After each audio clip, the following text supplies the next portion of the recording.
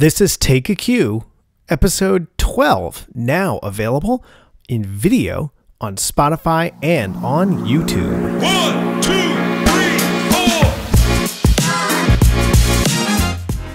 4. Welcome to Take a Cue. I'm Erik, 8th grade band and jazz band director.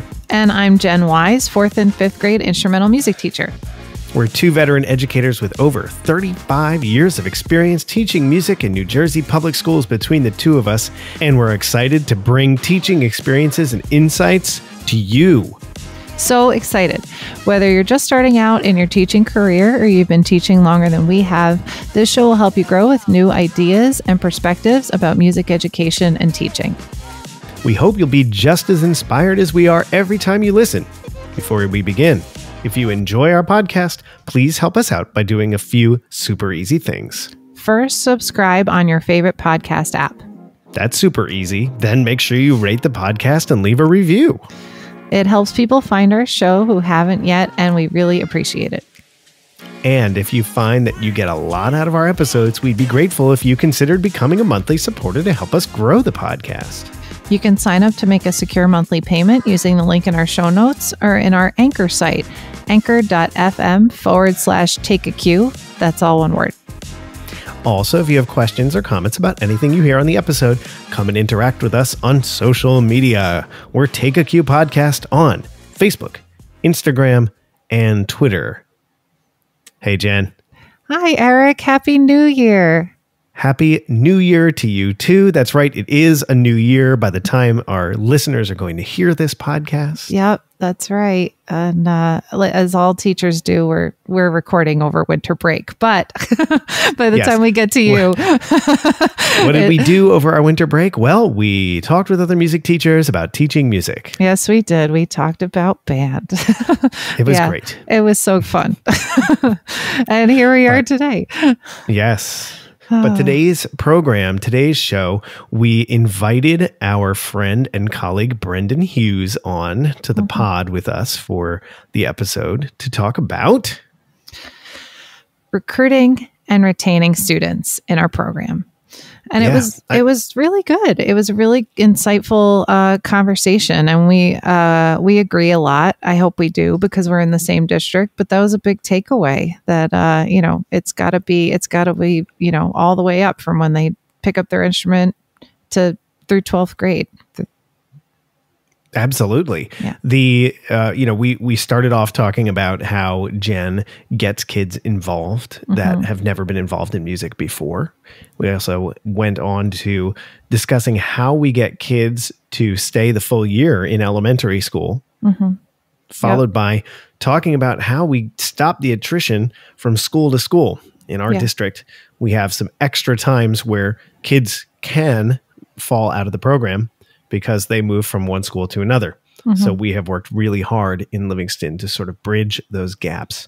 So we'll be talking about that as well. Little bonus conversation about community building and summer music programs. And we had a lot to talk about today. So let's get to it. Jen, I'm super excited today because our listeners have heard about him now probably about every episode since we started back in August. But today we have the man in the flesh with us today, Brendan Hughes. Brendan, thanks for joining us today. Welcome, Brendan. Happy to be here. It's so great to have you. Yeah, for our topic today on retention and recruitment, Brendan, I think was a great person to have on to sort of talk with us, because we all get to sort of work together in our district on how to recruit and retain students. Jen sends to Jenny. Jenny sends to Brendan. Brendan sends to me, and I send up to the high school with Mike. So we were going to chat today about all the cool stuff that we do to get our kids involved and then keep them involved. Yes, building those bridges. Yeah, there's a lot to talk about. Before we start, Brendan, can you just give us your quick 60-second bio? So sure, I am a clarinetist originally who got somehow put on the big low clarinets, and that's kind of become my specialty. Went to Montclair State for that. Have kind of gained all the other woodwinds as I've gone. now also do some bassooning and fluting, but as needed. I started after college. I got hired for a year up in the Bergen County district, where I did both high school and middle school as a junior, senior high. And after that, I spent 9 years doing just high school at my last job, where I was the only high school director doing marching band, jazz band, anything that involved instruments that happened throughout the day. I had a music tech course there as well, so a little bit of all that. And then after my second daughter was born, I was looking for a bit of a change in lifestyle, and I switched jobs to where I'm at now, working with everybody up in Livingston. And that's how I kind of got to where I am. Was that 60 seconds? I'm good. That was good. That was efficient and thorough. That was amazing. Yeah. Great. Not surprising. Yeah. So, Jen, where do you want to start today? Do you want to start with recruitment? Because I know that kind of starts with you and we'll kind of move through the grades. Yeah. Or what do you think might be a good way to structure this today? I was thinking we'd start with recruitment because it really doesn't just start with me. It goes beyond, what I do, because, if the kindergartners and first graders aren't seeing and hearing the band every year, they don't know what's going on. So they don't know what we're up to, and they're not starting to, kind of see themselves in those seats. And that it really does have to happen. Like I feel pretty early on. I don't know if you guys feel the same, but yeah, it's kind of funny. My wife is also a band director I know you guys both know this, but for the listeners, she teaches in a 4-5 school only. Mm-hmm. So it's a very different perspective that she gets, where she used to go down pre-COVID times and some years and bring her 4th, 5th grade students down to the elementary schools that were K3 in her district. Mm-hmm. And then not being able to do that, it's such a weird dynamic when it's a weird setting like that. But you're right, the more you can get them seen and get it into their eyes, like my 3rd grader and my kindergartner are like already looking at the band kids like, yeah, I want to do that. Totally. When they get there.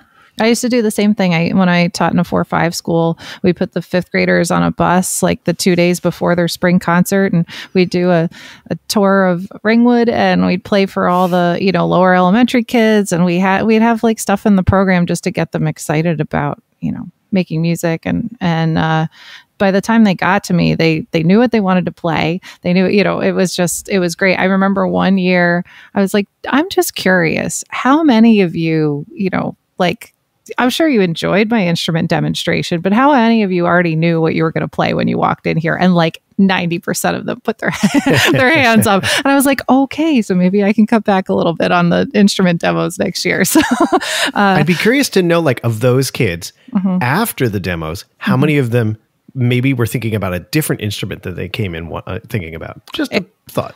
I asked that question too, and they were like, no, I think I do. I know, and I was like, okay, well, great, so, yeah.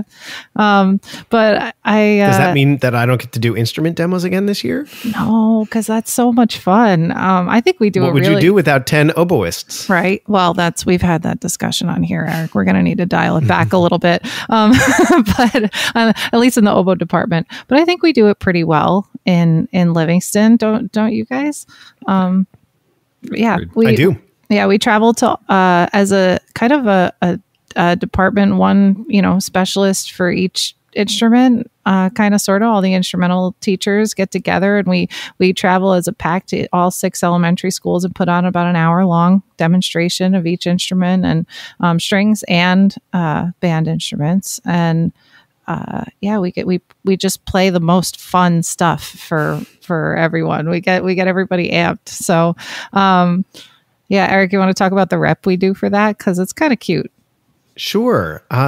Most of us do something pop or something Disney. Mm-hmm. I think maybe I play I Just Can't Wait to Be King on mm-hmm. oboe. Yeah. Which is not exactly what you think of when you think of oboe, but I think it works well. It gets the kids excited. Mm-hmm. I know that Carissa is like the Pied Piper of strings. Oh, yeah. If that's the Pied Stringer. Or at least a viola. We have the biggest viola section that I've seen in my time in Livingston. Like, and she she plays some cool stuff. She plays Senorita and what was the other one? Oh, All Star. From that's so cool. Yes. Yeah. And then Jen does the Let's Go band on the trombone. I do, and I get everybody to cheer for their mascot. It's really cool. They get into it, and then we pretty much just tell Brian, like, hold up the saxophone, tell them how heavy and expensive it is, and put it down.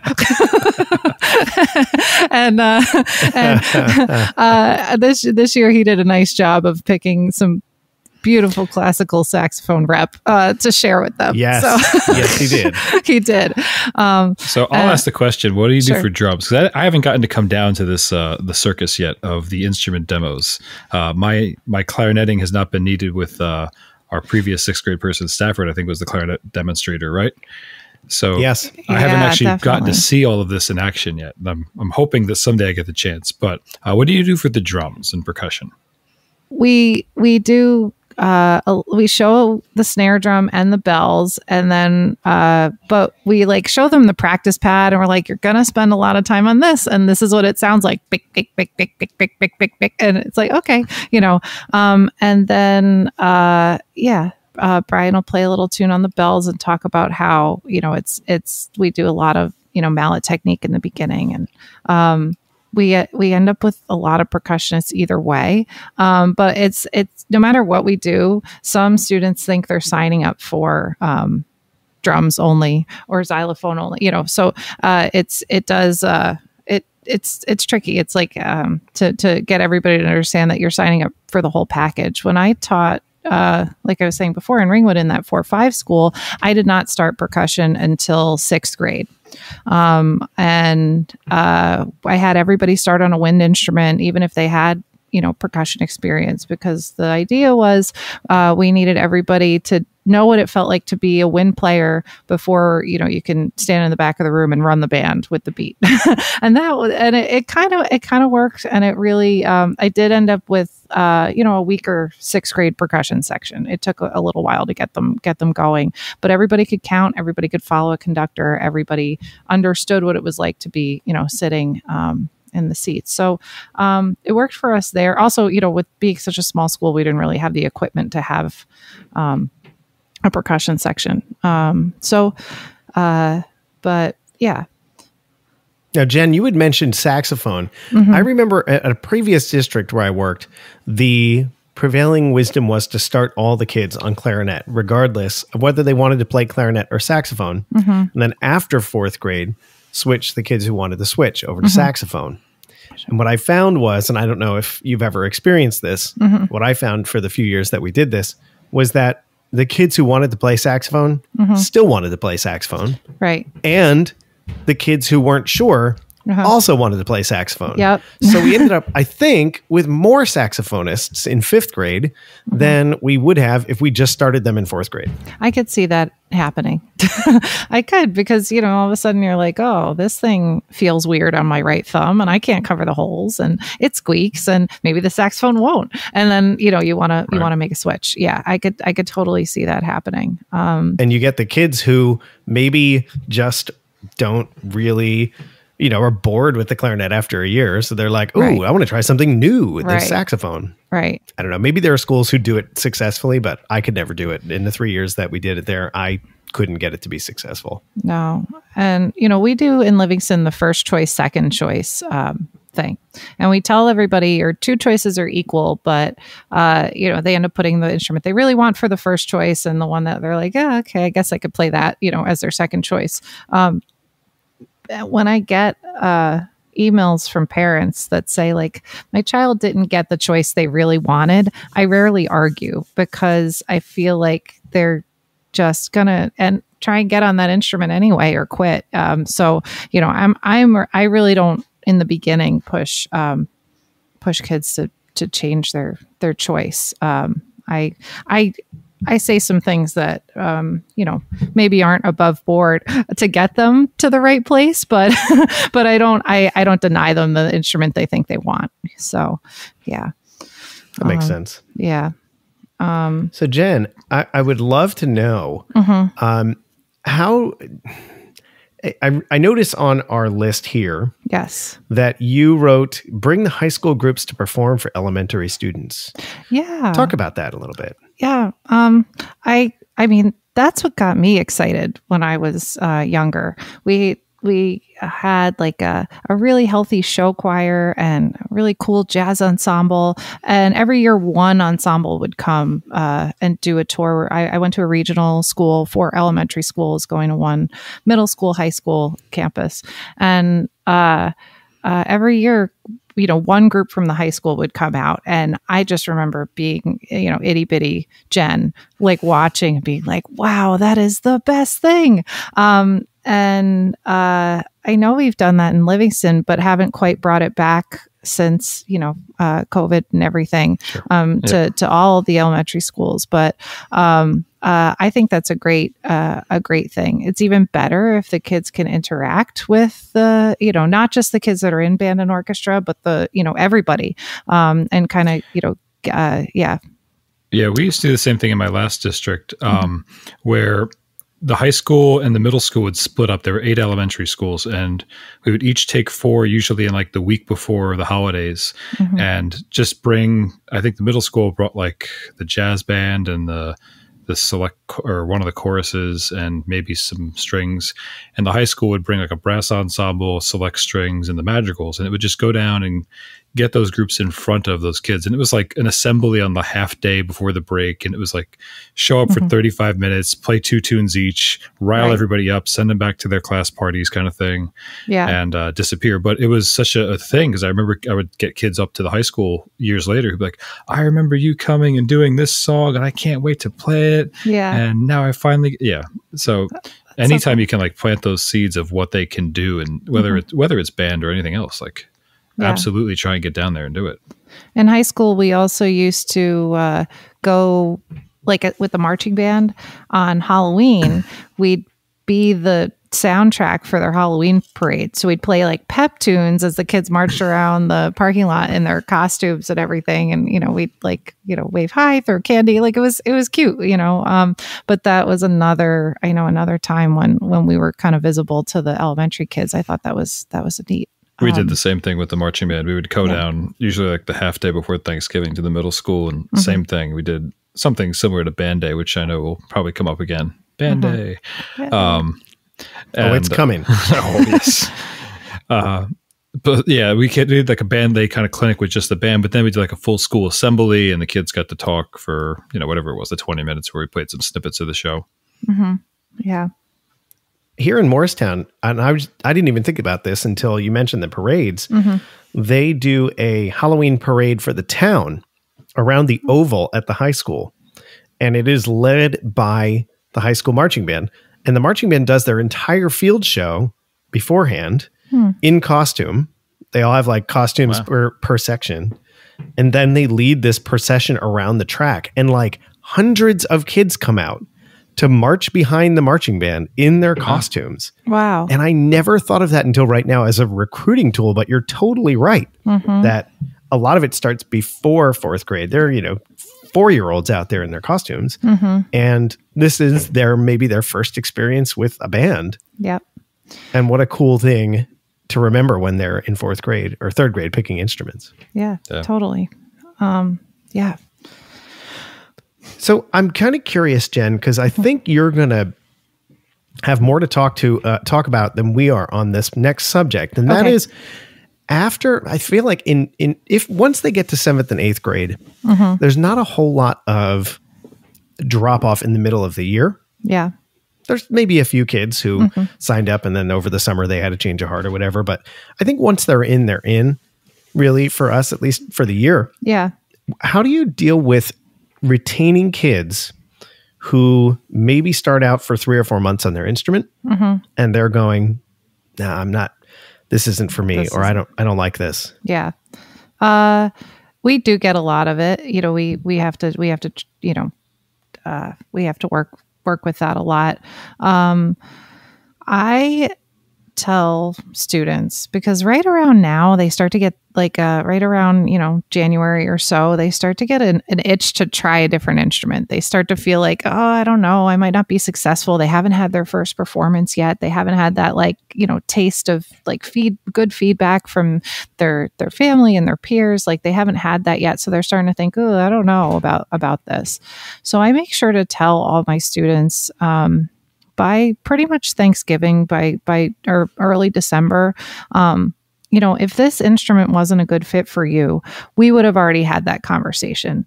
If I didn't think that you could be successful this year, we would have already talked about that and picked something else. And, and because I start to see it every once in a while, I talked about this in a previous episode, what I do with my flute players, and I put little brass instruments in their hands and everything. But, because they do hear about a couple kids switching instruments, and they start to think, oh, is that for me? Is something else for me? Am I not in the right place? And they start to question.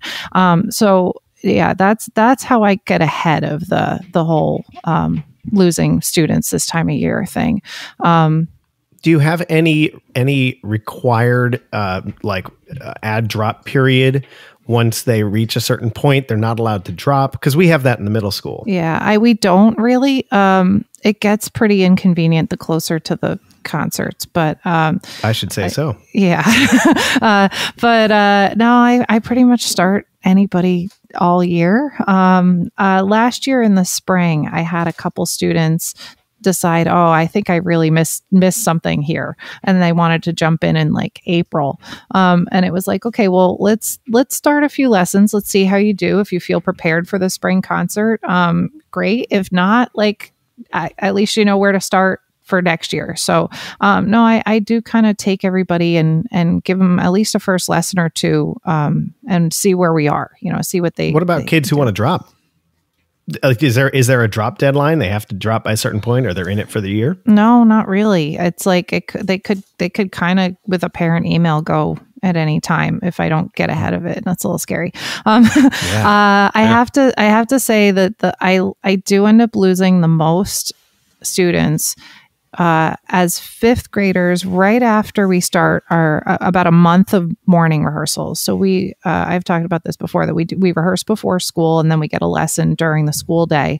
Once we've done 3 or 4 rehearsals before school, I have a couple kids that are like, I can't do this all year, because in fourth grade they only did it about 10 times, and it was exciting, and we were preparing for the spring concert, and it rah rah rah, and then all of a sudden they get to fifth grade and realize, oh my gosh, it's a full year commitment. I have to get up before school and be here. And I'd say this year, I think I did lose. I think I lost 3 students in late up to October, just because of that. They're like, I'm just not going to do it. I'm not going to get up. I'm not going to practice. I'm not. And I'm like, okay, they've kind of just made that decision. And I just get a parent email. They don't even talk to me about it. It's like, that's rough. Yikes. Mm-hmm. Yeah. Well, I'm glad it's not that many kids. Yeah. Do you ever find yourself trying to organize parent carpools for kids? Because I've heard of old band director stories where they would throw 5 kids in the back of a van and off they go to school that day with their director driving them. But not saying that you drive the kids, but no, I do not. But do you ever hey, so and so lives on your street, or is your neighbor your matchmaker that way? I do. I do throw that out there, and I when I had after school rehearsals, I definitely pair up carpools and just be like, look around, you see anybody on your street? We don't have to have 80 cars in the car line. You could, carpool with somebody and talk to your parents about it. And so we do talk about that. It's tough because, drop off starts at 7:15 a.m. and I know, half the household has to be up and out, and it's tough because they have to get driven.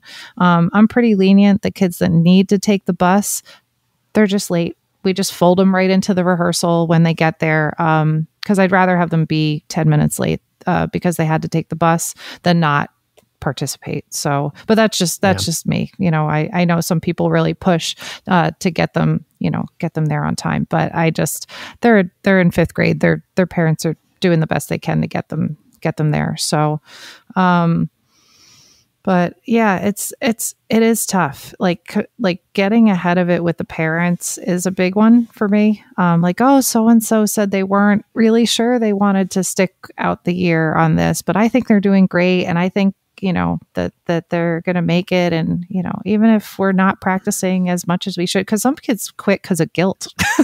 They they quit because they don't feel like they're doing enough, even though you think they're doing just fine. So I'll try and get ahead of it with the parents, and that's, yeah. But so any other thoughts on retaining kids down at the elementary level? Let's see. Yeah. Besides getting kids on the right instruments was like the top of my list, because they just pick. They just pick, and if they show up, with an overbite like this, like that's a mile from their face, and it's I've got to figure that out before they decide this just isn't for them. I can throw one thing that my wife does as far as trying to get kids on the right instruments. Mm-hmm. She actually, her coworker who was with her for a while before, long story. Anyway, the way when she took over the program that the kids have been doing it, they actually start their fourth graders sort of in September, but more so in like December, November, January, depending on, what year it was, where they would take the first 2-3 months and do a lot of like the instrument trials, where she would call down the kids who are interested by homeroom and have it set up where like, okay, I've got, flute over here, trumpet over here. What was your first two choices? Okay, let's try these, and really make sure that the kid was going to be successful on that instrument. Like, okay, this kid wants to play trombone. Are they able to get that buzz where they can differentiate and match pitch? Or are they just unable to match the pitch? Maybe they are better suited for a woodwind instrument. So she takes the first 2 months doing that to really kind of like hone in who's going to be on what. And then I think they get their instruments. Usually she calls it like the week after teachers convention. I think now it's just the week of all the deliveries. Oh, wow. Where she then finally gets the fourth graders started. Okay. That's but cool. it's another way of, it's out there. I've heard of, she's not the only one I've heard of that does that, where they kind of like do the trials. So that might be a good way for people looking for starting ideas that's going to help to retain. Yeah, I like that. I used to, in my first job, my instrument demos were a little different than what we do, because it was just me. So I demoed all the instruments, and I played the same song on every instrument. I did like, with the flute, I do a little trill, and the trombone, I do a little slide. I do like maybe one extended, fun thing with each instrument. But I played the same song on each instrument, so they could hear, like, really do a direct comparison for each one. And then I had two of each instrument set up, and I'd say, you guys are fifth graders now. You're part of my band. You're going to pass this flute around the room, and you're going to feel what it feels like in your hands, and you're going to see if you can put your fingers on the keys, and you're going to, and then you've got these like tiny fourth graders trying to pass an alto sax around, and you're like, okay, well, just this is what it's going to, if you're not comfortable holding this for just a minute here, like, hey, maybe look at the clarinet. And that's how I at least I was able to put an instrument in their hands. And then, I used to create like a mini band. So after I demonstrated the flute, I'd have a kid come up and I'd be like, okay, this is what it's going to look like in your first lesson. And I'd try and get them to get a sound on the head joint. And I'd have, by the end of the demo, like a flute, a clarinet, one on each instrument lined up, and we'd all make a sound together, and everybody would cheer. And, it was one of those, like, Brendan, I saw on your list, like, cult personality kind of moments. It was like, okay, they get to know me and get to have like a real clear picture of what it's going to look like in their first lesson. Right. It kind of like reduced the anxiety and of getting in the door. So I thought that was a good thing that I wanted to mention before we move on to kind of bridging the gap between 4, 5 to 6th grade and beyond. So, Brendan, one of the things that Livingston, it happens, and I'm sure it happens in a lot of districts, is that we have a bigger drop off between schools.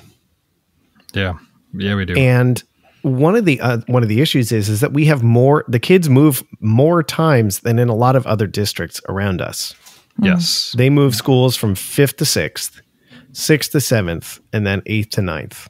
Yeah, that's a And lot. so that's an extra time when that attrition rate has the possibility of going up.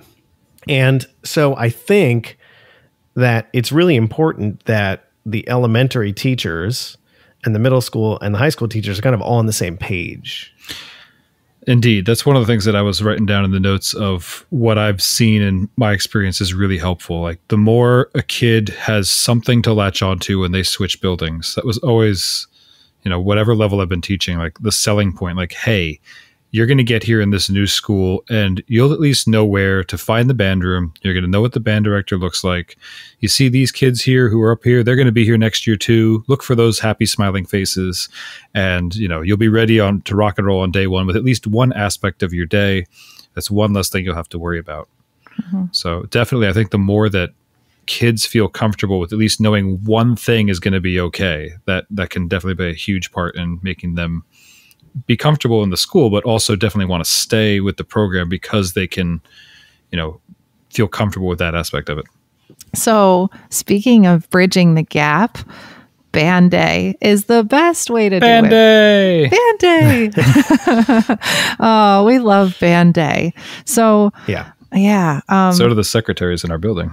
Oh, I know. It's a lot. It's a lot to put together, but it's so worth it. It's absolutely one of those things where a kid looks back at it years later and like, I don't remember anything about 6th grade, but 7th grade, but I do remember this weird trip that we did. Yeah. And I got to sit next to a high schooler playing, this, and I got to hear the wind ensemble, and I got to meet my band teacher that I'm going to have for next year. So, if you missed our Freestyle Friday after last month, Band Day went off without a hitch, except for the fact that I wasn't there. But a little hitch.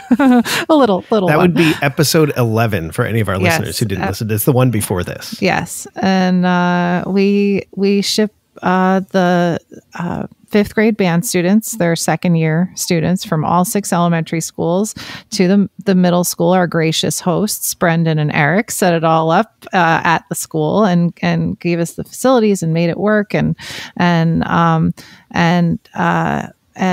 our lead music teacher set up buses and lunch counts and the kids got to see the scope of what was going to come next and meet everybody. My previous district did a similar setup, but they did it at night. So they had all of the bands.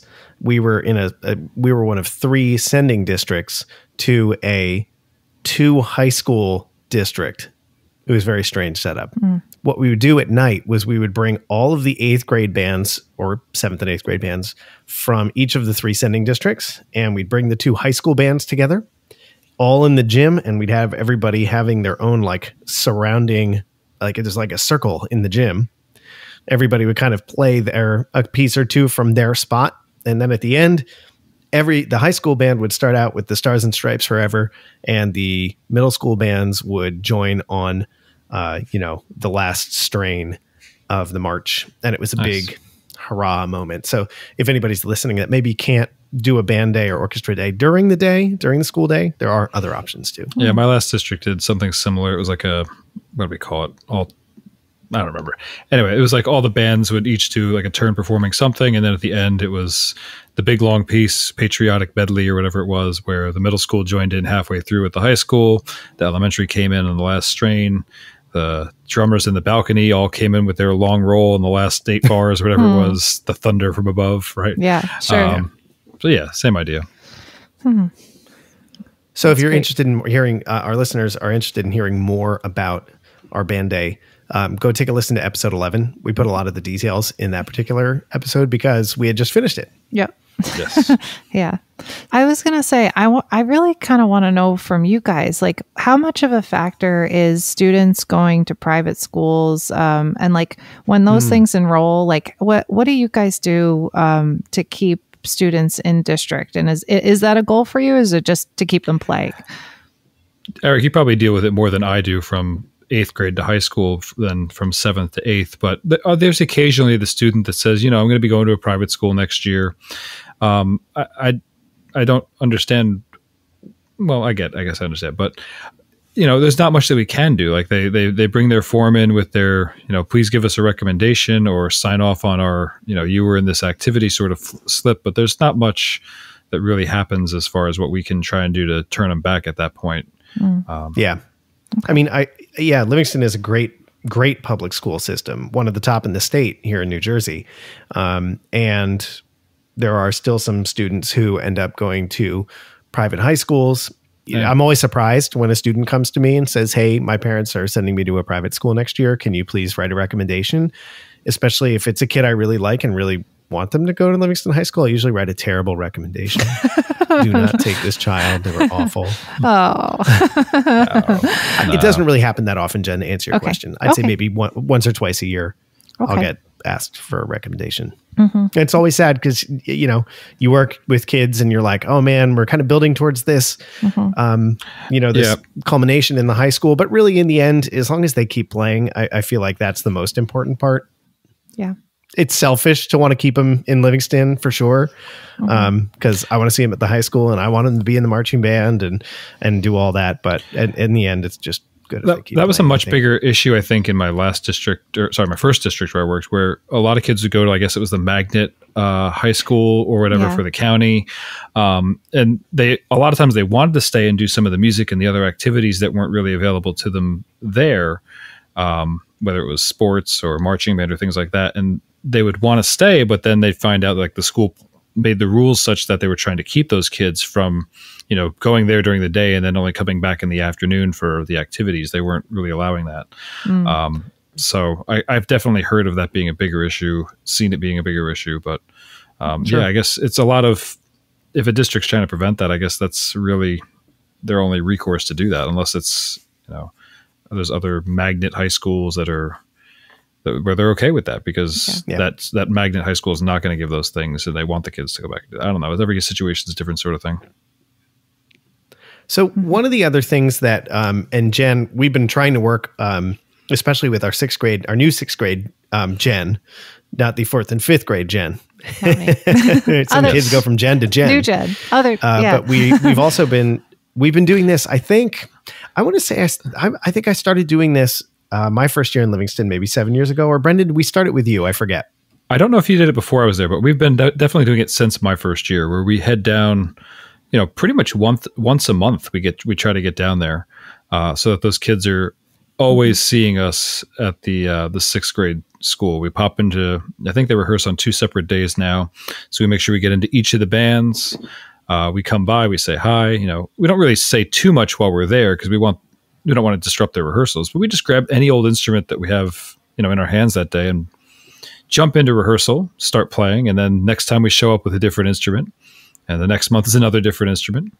That's great. And it's kind of fun because then they're like, wait, you were sitting over there last week. Yes, we were. Yes.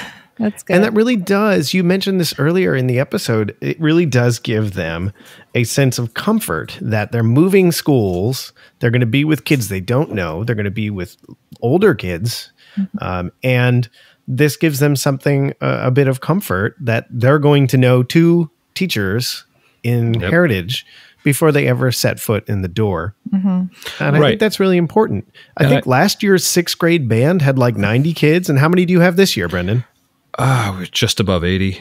That's great. I thought it was 85. All right. It was at the beginning. We lost a couple at the very beginning with, the schedule settling in, but but I don't recall a time when I've been here where we had that kind of retention from 6th to 7th. Right. It's been great. I think it really takes a concerted effort to continually go down and pull those kids up. Yeah. Right. And I think one of the other things we try to make a message every time that we go down there is we want you to be here. Like, what other teachers are coming down from any other school saying, hey, we really want you to be in this program because we really think that you're going to enjoy it and get something valuable out of it. Part of this is job preservation on our parts. Like, we know that as the teachers, but really we wouldn't be here, all of us on the podcast, all of us in the profession, if we didn't have that experience as we were kids and know that it's not just us, but our friends who have gone into other fields where they're like, band was everything and it, led them to where they are now. So Erik, you sent them on to the high school. how does that work? Like, how do they get that scheduled? How do we make that happen? It's tough because our high school is so large. There's 2,000 students, I think, plus at our high school. And so it's really tough because there are so many electives that are pulling at the kids the moment they start to think about their schedules in high school. In 8th grade, I think that we have what's called an enrichment period, and they have a Monday, Wednesday, and a Tuesday, Thursday. And they can do 2 enriched classes if they want, which includes band, chorus, orchestra, enriched tech, enriched art. I think there's enriched family consumer sciences, which is like home ec. I think there's another computer one or something. Yeah, there's 6 or 7 choices, and that's it. Yeah. So they can take 2 out of those 6. But when they get to high school, they can take 2 out of the 35 electives that they have available to them. And so it becomes really difficult to tell the kids, you know what, you've been doing band for 5 years and we want you to keep doing the same thing, even though there's now 34 other great options at the high school. Yep. Yeah, I get that. Yep. So it is tricky. It is tricky. Yeah. How do you get them to make the right choice? Well, one of the things that I try to do at our winter concert is remind the parents at the concert, the caregivers at the concert, that we're going to be having high school scheduling in a few months, and they need to sign up for band, period. That's it. There is no other option. And reminding the parents about how many hours their kids have played on their instruments. I think I figured it out one time. It's like the minimum was like 150 hours on their instruments or something. If they had only come to lessons in band since 4th grade, it was like 150 hours or something. I don't know. I have it somewhere. Yeah. It's probably changed since we added the small ensemble too. What's that? It's probably changed since we added the small ensemble in too. For sure. Yeah. So I remind them of that. And I think one of the things that also may happen is sometimes the kids may need a little push if they're on the fence to come down on the side of band. And I remind parents that they need to be that push sometimes, and remind their own kids about the importance of music in their lives, and that to try to get everybody on the same team. And if a kid doesn't want to do band, they just, don't do band. But it's those kids on the fence that we have to work really hard to make sure that they choose that. So one thing is just reminding the parents several months before they actually have to do before they have to do their choices. Another thing that we do is, we did this more before the pandemic, but Mike at the high school would come down on a fairly regular basis and conduct the kids. And he still does this, but we would also bring the 8th graders up to the high school about 3 or 4 weeks before they had to make their choices, and have them play along with the wind ensemble kids. We did this, I think, before band day started, because they had not had a chance to sit side by side with the high schoolers except for marching band night. Now that they've had the chance to do that in band day as well, I don't know if we've continued doing that, if it really made a difference. I don't know. Yeah. It might around schedule time, if people are looking for things and ideas to take from this. That's always a good thing to do. Right around that time, they have to make that decision. Give them that extra little push right as they need to make it.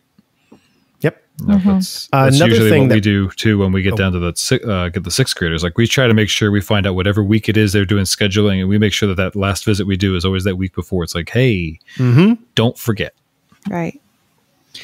Another thing that our colleague Josh Salzman at the high school, who was the chorus teacher and is now teaching like piano and music theory and a few other classes, he would come down, and he was really great at just selling the chorus and the band and the orchestra kids on the music program at the high school.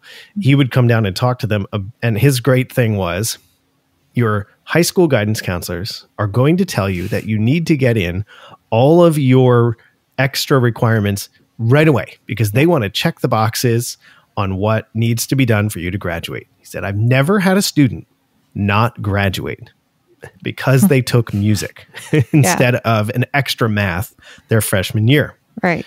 So he said, I know there are so many other classes that you really, really want to take and are really interesting, and you've got these abundance of options, but I want you to remember one really important word. Brendan, do you remember that word? No.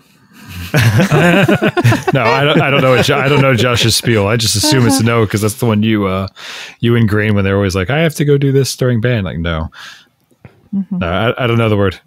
His word is procrastinate. No, I don't think I've ever heard his spiel on that one. Nice. He said, and then he's serious, and it's always a good laugh because he has a great delivery for this particular spiel, and he says, when you get to junior or senior year, you're going to have 3, 4, 5 elective spots in your schedule. Take band and chorus now. Mm. Yeah, the one I remember always having to fight when teaching high school was the personal finance elective. It was like a half-year course or something. And like, you have to take it as soon as possible. It's like, no, because then you have to take some other half-year course. Then we didn't have like a band elective for a half year. And always just trying to make sure that we would always try and push them to take that later on when, first of all, it was probably more relevant to their lives because they might have actually had a job by then. Right. But also, make sure they're still getting that music class early on. Mm-hmm. Yep. And the nice thing is about the way they do it at the high school is if the parents really push for band, even or chorus or orchestra, even if the guidance counselor is trying to sway them towards something else and the parents push, they'll actually schedule around band or chorus or orchestra first. Well, that's and great. Then figure out the rest of the schedule. If the parents are pushing that. And I don't think any of the guidance counselors at the high school are like anti-music or anything like that, but they have their checklist. They want to make sure everybody is, it gets their requirements done. And I totally respect that. And, but sometimes you just kind of got to push back a little bit and tell the parents it's okay to push back. They may not know any better. So that's another thing we try to tell them at the concert. Another thing that we have done, and we started to do it again last year, is bring high school kids down to talk to the students in 8th grade in chorus and in band and sort of just answer their questions honestly about music in the high school. Right. And I don't think that they always believe us when, we say these things because we've been doing this for however many years. Like, oh yeah, sure. You're just the guy whose, job depends on this. Of course you're going to say this. No, listen to the actual high school kid who has been living this for the last 2-3 years. They're far more believable. They're possibly your neighbor. You know who they are anyway. Right. Ask the real questions. And Mike and Josh were really good at picking kids they knew were going to be excellent ambassadors for the program. Yep. Well-spoken, totally music nerds, but also still cool. Yeah. A kid who was actually well-rounded. the kids who actually, play on a sports team as well, who are doing well with that, who are academically very National Honor Society, who are doing all the things because they're the ones that you want to point to who are able to do it all. Like, yes, you can still be on a varsity sports team and do band. Yep. You can still be in National Honor Society, even though you didn't take that extra, AP class here or there, whatever it is. And he would always ask, how many of you are taking at least one AP class? And, almost all of them would raise their hands. And he said, how many of you are taking 2 AP classes? Almost all of them would raise their hand. And how many are taking 3? And then, you'd keep going. And there are kids who do it. There are kids who really take all those AP classes. But for the middle schoolers, the 8th graders, to see that firsthand, it probably puts some of their concerns at bay. Well, I was just going to say, that seems like a theme, like for recruitment. The theme that you seem to be harping on is putting the kids' concerns at bay, getting them to make sure that they're comfortable going into whatever the next thing is. That's really, I think, one of the keys to recruitment. And I think you were starting to touch on it a little bit with, Josh has this spiel and, Mike and Jim, when they come down, have their spiels too. Like a lot of this, and Jen, you said it before, and it was one of my notes, was the cult of personality of band. I forget one of my supervisors said that at one point, and I found it to be really kind of true, is they're going to follow, in some cases, you, the director, in a lot of ways. And you have to it's your job to pass them on to the next one. Sometimes they're not sure that they want to do it just because it's music. Some of them are, like you said, Erik, are on that fence where they need that extra nudge. And if somebody who they can relate to or who's concerned about them or who just makes them feel welcome is there to push, nudge, kick them along, like, hey, you definitely should stay with this, or drag them kicking and screaming sometimes. Like, no, you need to keep doing this. Yeah, it can really change their perspective, like that person in front of them. In my first days of teaching in my first job, the person I was working with said they need, by the time they're finished with you, they need to love their band director and they need to love their school. So whatever you can do in the next 2 years to make that happen, then they're in it. They're in for life. And I'm like I let that follow me because I believe that you got to really enjoy working with the person in front of you, and you have to kind of have a love and respect for your school. And it's not every program they enter has that as like a pillar of what they do, So I think that's important. Yeah. One of mine is always like, you don't have to like me, but you at least have to like music, right? If you like music, I hope that's why you're here. And I hope that, you want to get better at it, and I'll do everything I can to help you with that. And, that's kind of one of mine too. Yeah. Yep. I feel like the kid either has to have at least one of these three things. One, they have to love the director. Two, they have to love being with somebody in the band that's like their peer. Yeah. Or three, they have to love music. And rarely are you going to find somebody who's just like all three, right? Right. But as long as they've got one of those things. Yeah. Say again? You're very likely to get one or two, yeah.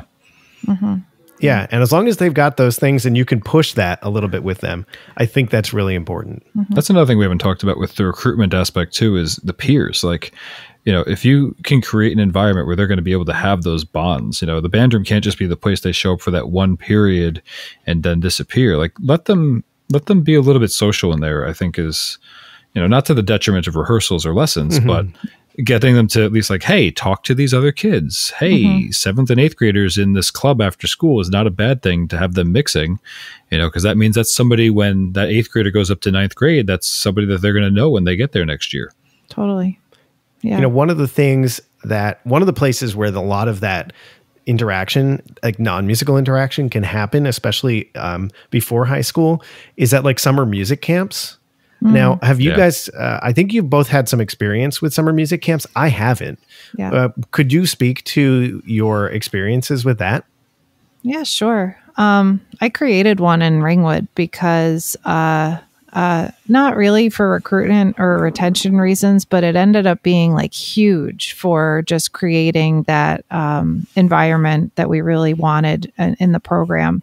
And it was 4 days a week through the month of July, and for 4 weeks. And, classes based on your instrument, but I made sure that everybody, kind of got to be with their friends.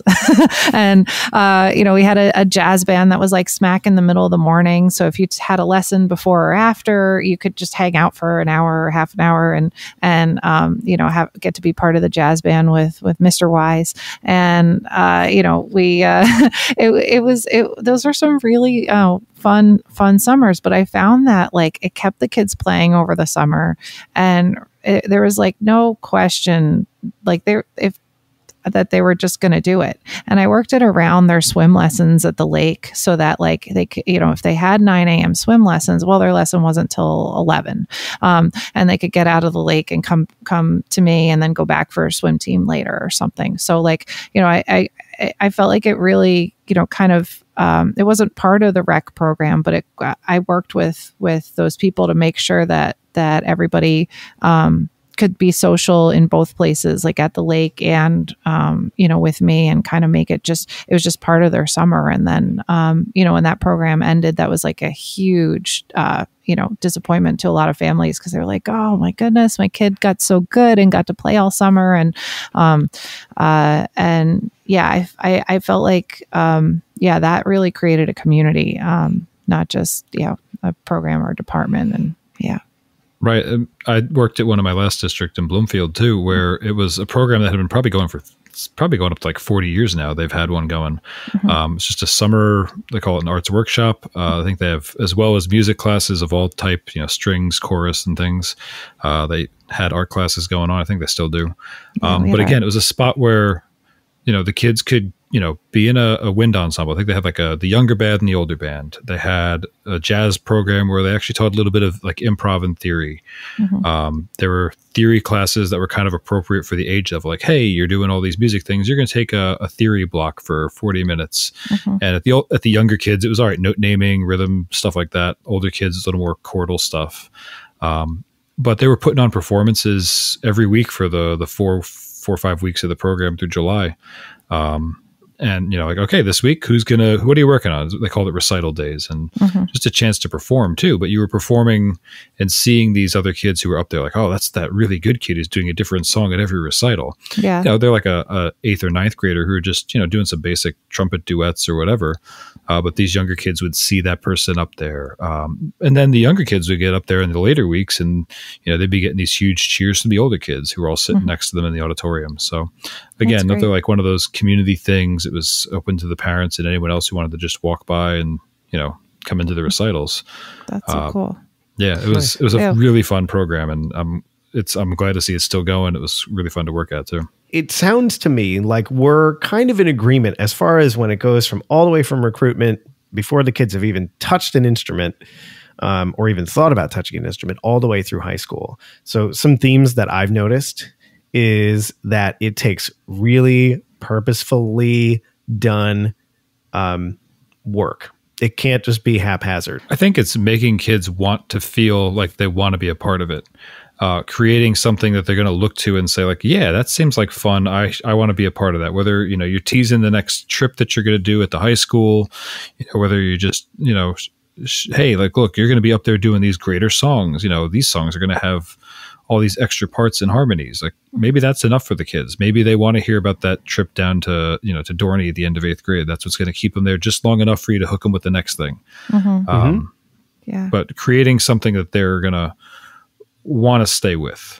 And I think that, as we said before, like involving all levels, but like not just involving all the directors, like looking at your year and saying like, okay, where are my kids' heads at in November? Where are their heads at right after that spring concert? How can I capitalize on that, like that energy, to keep them involved, and, for me, I think looking at it, over, the scope of your year, I think can be really, really beneficial.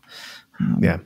And I also, one of the things that I took away today was also just remembering that the kids aren't necessarily going to continue because they love music, but it is as much a performance art on our end as directors as it is about the music, or it is about their friends. They need to know that we are super pumped about what we're doing and that we care about them.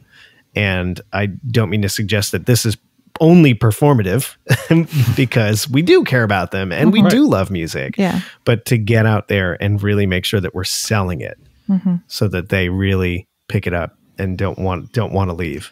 This might be scratching the surface of something wholly different, but talking with my student teacher right now, getting him to understand that aspect of it. It's such a hard thing to kind of do that in front of a group of people that you barely know, who are 10, 15, 20 years your junior. How do you really get up there and be like, yo, you need to, I don't know. I have no idea where I was going with that. Edit that out. Making connections, keeping connections, and then just being purposeful about it all the way through those 8 years that they're with us in the program.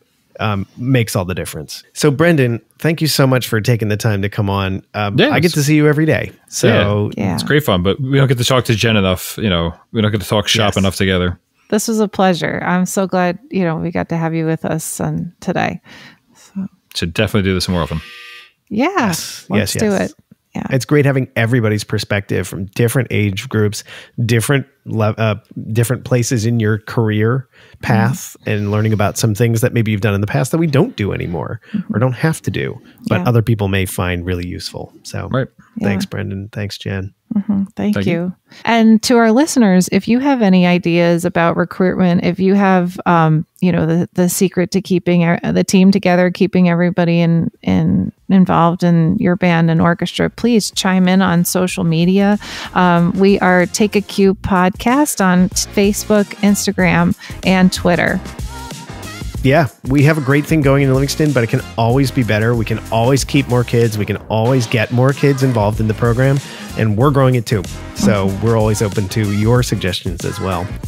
Also, if you really enjoyed this program, don't forget to subscribe, rate and review the podcast on your favorite podcast app. Tell other people about us. Word of mouth, man. Get out the word. If you like Take a Cue, go listen to a bunch of episodes and then email them out to all your friends.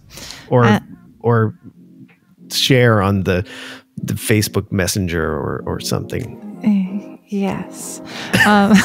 You could consider becoming a monthly supporter. There's a link to how to do that in our show notes. You can make a secure monthly donation. We'll put it right back into the podcast. So Erik, Brendan, let's get out there and make great music.